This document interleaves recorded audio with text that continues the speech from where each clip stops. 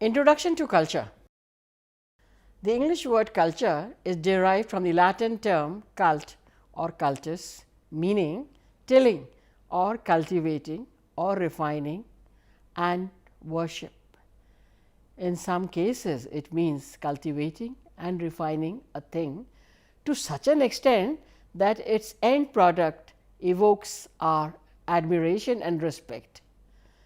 This is practically the same as Sanskriti of the Sanskrit language. The term Sanskriti has been derived from the root kri, that means to do, of Sanskrit language. 3 words come from this root: kri, that is prakriti, basic matter or condition; Sanskriti, that is refined matter or condition; and vikriti, that is modified or decayed matter or condition.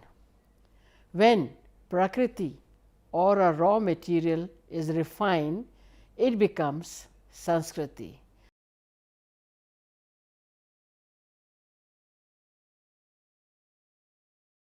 Culture is a way of life. The food that you eat, the clothes that you wear, the language you speak, and the God you worship, all are aspects of culture. In very simple terms, we can say that culture is the embodiment of the way in which we think and do things. It is also the things that we have inherited as members of society. All the achievements of human beings as members of social groups can be called culture. Now, what do we imbibe? We take in the art that is around us, the music that we hear, the literature, the architecture that we see around in our cities and towns, the sculpture, philosophy, religion that we follow, and the sciences can be seen as aspects of culture. However, culture also includes the customs that we follow, the traditions that we imbibe, the festivals that we celebrate, ways of living, and one's outlook on various issues of life. Culture thus refers to a human-made environment which includes all the material and non-material products of group life that are transmitted from one generation to the next generation. There is a general agreement among social scientists that culture consists of explicit and implicit patterns of behavior acquired by us human beings. These may be transmitted through symbols constituting the distinctive achievements of human groups, including their embodiment as artifacts. The essential core of culture thus lies in those finer ideas which are transmitted within a group, both historically derived as well as selected with their attached value. More recently, culture denotes historically transmitted patterns of meanings embodied in symbols by means of which people communicate, perpetuate, and develop their knowledge about and express their attitudes towards life.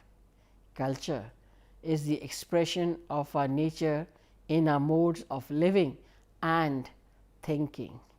It may be seen in our literature, in religious practices, in recreation and enjoyment. Culture has 2 distinctive components, namely material and non-material. Material culture consists of objects that are related to the material aspect of our life, such as our dress, household goods. Non-material culture refers to ideas, thoughts, and beliefs. Culture varies from place to place and country to country. Its development is based on the historical process operating in a local, regional or national context. For example, we differ in our ways of greeting others. Some will say Namaste, some will say Walaikum Salam. We also have differences in clothing, our food habits, social and religious customs and practices. In other words, the people of any country are characterized by their distinctive and cultural traditions.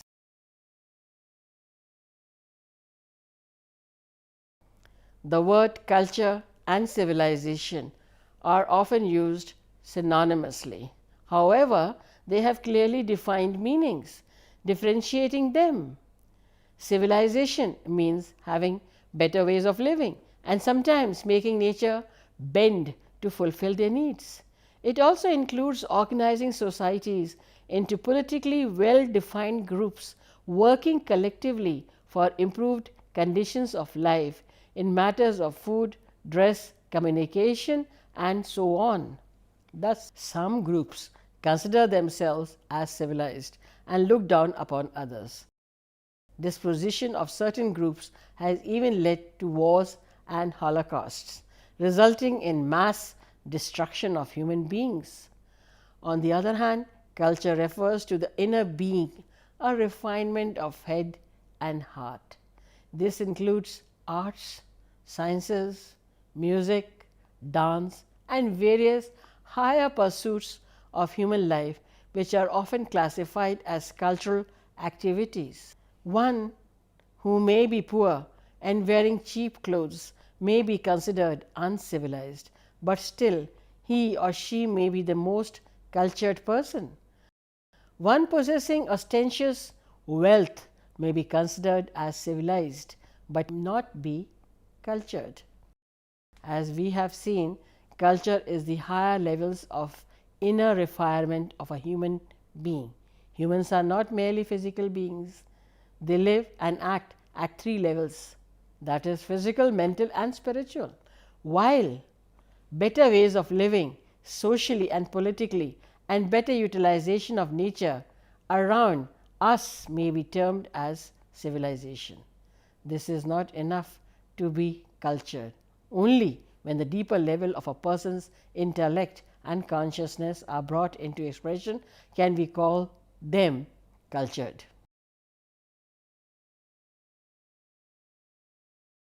Now, cultural development is a historical process. Our ancestors learnt many things from their predecessors.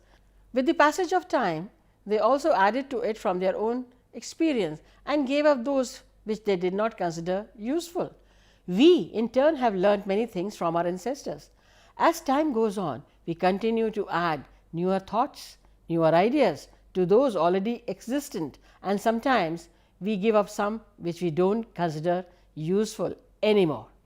This is how culture is transmitted and carried forward from generation to the next generation.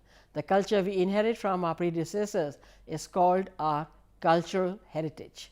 This heritage exists at various levels. Heritage as a whole has inherited a culture which may be called human heritage. A nation also inherits a culture which may be termed as national cultural heritage. Cultural heritage includes all those aspects or values of culture transmitted to human beings by their ancestors from generation to generation. They are cherished, protected and maintained by them with unbroken continuity, and they feel proud of it. A few examples would be helpful in clarifying the concept of heritage. For example, the Taj Mahal, Swaminarayan Temple of Gandhinagar and Red Fort of Agra, Delhi's Qutub Minar, Mysore Palace, Jain Temple of Dilwara in Rajasthan, Nizamuddin Aulia's Dargah in Delhi, Golden Temple of Amritsar, Gurdwara Sisganj of Delhi, Sanchi Stupa, Christian churches in Goa, India Gate, etc. are all important places of our heritage and are to be protected by all means. Besides the architectural creations, monuments, material artifacts, the intellectual achievements, philosophy, treasures of knowledge, scientific inventions and discoveries are also the part of heritage. In Indian context, the contributions of Bodhayan, Aryabhat, Bhaskaracharya in the field of mathematics, astronomy and astrology, Kannad and Varamihir in the field of physics, Nag Arjun in the field of chemistry, Susrut and Charak in the field of medicine, and Patanjali in the field of yoga are profound treasures of Indian cultural heritage. Culture is liable to change, but our heritage does not. We individuals belonging to a culture or a particular group may acquire or borrow certain cultural traits of other communities, cultures, but our belongingness to Indian cultural heritage will remain unchanged. Our Indian cultural heritage will bend us together, that is, Indian literature and scriptures, namely Vedas, Upanishads, Gita and Yoga system have contributed a lot by way of providing right knowledge, right action, behavior and practices as complementary to the development of civilization. Now, let us see what are the general characteristics of culture. Culture is learned and acquired. Culture is acquired in the sense that there are certain behaviors which are acquired through heredity. Individuals inherit certain qualities from their parents, but socio-cultural patterns are not inherited. These are learnt from family members, from the group and the society in which we all live. It is thus apparent that the culture of human beings is influenced by the physical and social environment through which they operate. Secondly, culture is shared by a group of people. A thought or action may be called culture if it is shared and believed or practiced by a group of people. Culture is cumulative. Different knowledge embodied in culture can be passed from one generation to another generation. More and more knowledge is added in the particular culture as the time passes us by. Each may work out solutions to problems in life that passes from one generation to another. This cycle remains as the particular culture goes with time. Culture changes. There is knowledge, thoughts or traditions that are lost as new cultural traits are added. There are possibilities of cultural changes within the particular culture as time passes. Finally, culture is also dynamic. No culture remains on the permanent state. Culture is changing constantly, thereby modifying or changing the old ways. This is the characteristics of culture that stems from the culture's cumulative quality. Culture also gives us a range of permissible behavior patterns. It involves how an activity should be conducted, how an individual should act appropriately. Culture is diverse.